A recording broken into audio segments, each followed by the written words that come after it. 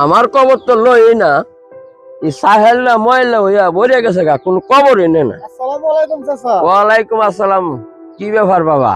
চাচা আমি তো কই হেরে তো আমি পাইতেছি না, ফোন বন্ধ দেখলাম। এত একটু আগেই বাইরে গেল। চাচা ঘর বাড়ির যে অবস্থা দেখতেছি, চাচি কই? বাবা তুমি কি জানো না, তোমার শাশি তো 1 বছর আগেই মারা গেছে।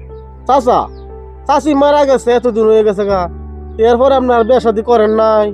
আমার বেটা তো বাবা আমি একা করতারি না, আমার ফুলাফান বড় হয়েছে। আমার ফুলাফানে যদি না বুঝে তা আমি কি করতাম? আচ্ছা চাচা জায়গা, আর এই বিষয়টা নিয়ে আমি অমিদের লগে আলাপ করাম না। আচ্ছা বাবা, যেটা বালা বুঝো, আমি যে হের বন্ধুর কাছে কইলাম কোন ফেস নেই লাগে। ভাই আইস? কি কার লগে ফেসাল করতেছ? এই যে অমিদের বন্ধু আইসিন, হের লগে কথা কইলাম আর কি। খাওয়া দাওয়া করছো তো দিবরে?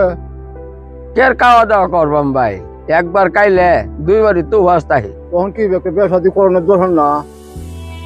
এটা আমার টেন কাউ করে, তুমি সেটাই কথাটা কইতারো না। আচ্ছা তুই যখন কথাটা কইছ, আমি তোর সাথে লগে আলাপ করবাম, কইরা দিয়ে 8 দিনের ভিতরে বিয়ে শাদীর ব্যবস্থা করবাম। তুই কি করস পর আমি যাই গিয়া, আমার কথা হতা। আচ্ছা ভাই, আমি যাই আমরা মুরো টাটা খাই গিয়া। মুরো তো জান লাগবো। কি বাতি যা করতে আইও?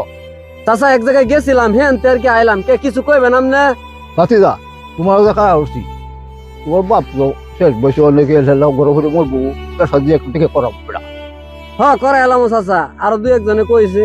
চাচা আপনারা তাহলে দেখেন।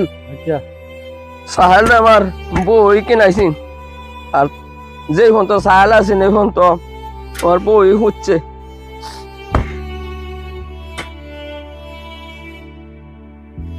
কি ব্যাপার চাইলে লাগ দিতেছে কে? ওইছে না কিছু, তুই করতে আইসস? তোমারে আমি কয়েকজন লোক দিয়া বিয়ে করার কথা কইছি। আম্মা মারা গেছে 1 বছর, আমি কইলে কও পরে পরে, আর আমার বন্ধু বান্ধব আমারে খোঁজ বাড়াইলে তুমি কও আমি তোমারে বিয়ে করাই না। আবার বাতেন চাচার কাছে বিচার দিলা, কামটা কি তুমি ঠিক করছো? অন্ত বুঝতেই পারছস আমি কি চাই, যেটা ভালো মনে হয় এটাই তুই করিস। ঠিক আছে আমি তখন বুঝতেই পারছি, তোমার বিয়েটা আমি করাইতেছি কিছুদিনের ভিতরে, কারণ আমি বড় ছেলে, আমার তো দায়িত্ব আছে। ঠিক আছে আমি দেখতেছি।